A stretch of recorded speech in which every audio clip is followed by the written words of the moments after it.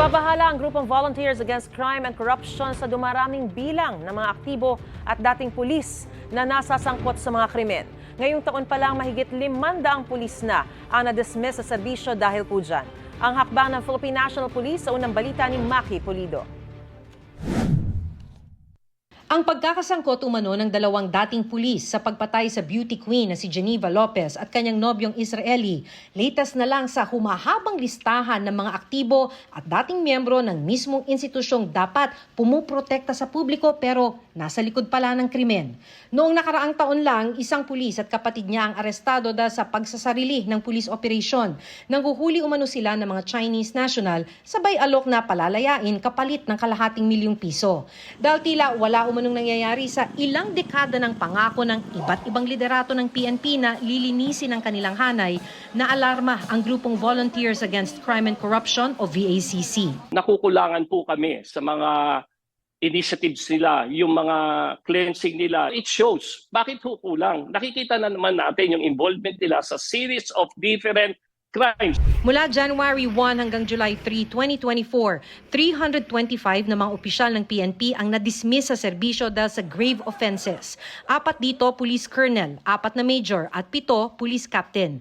Pinakamarami may ranggong police patrolman, police staff sergeant at police corporal. Karamihan sa mga kaso ay absence without leave o AWOL, kasunod ng robbery extortion. May mga nasangkot din sa homicide, rape at murder. Sa kabuuan, ngayong taon pa lang, 525 na ang na-dismiss mula sa serbisyo, mas mataas na kumpara noong nakaraang taon. Sabi ng PNP, may mga masamang tinapay sa kahit anong organisasyon, pero di raw nila titigilan ng kampanya laban sa mga ito. Hindi na lamang yung mga pulis na involved yung ating mga kinakasuhan dahil pinapanagot na rin natin pati yung kanilang mga immediate supervisors.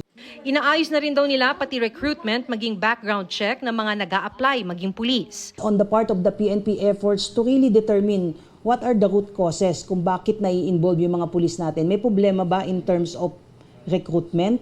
May problema ba in terms of vetting yung mga individuals na gustong pumasok sa serbisyo? Sana nga, sabi ng VACC, may mangyari na sa mga ipinapangakong paglilinis ng hanay ng PNP. PNP should give us that peace of mind, assurance na makakauwi tayo sa bahay natin o even safe at our own homes.